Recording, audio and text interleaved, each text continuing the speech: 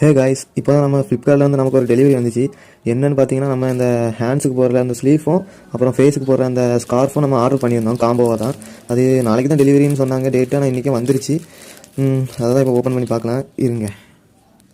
நமக்கு இந்த கவரை பிச்சு எடுக்கிறதுக்கும் பொறுமையெல்லாம் தான் கிழிச்சு விட்டுட்டேன். இப்போ உள்ளே வந்து உங்களுக்கு இது கொடுத்துருக்காங்க. இது ஃபேஸ்க்கு போடுற ஸ்கார்ஃப்னு நினைக்கிறேன்.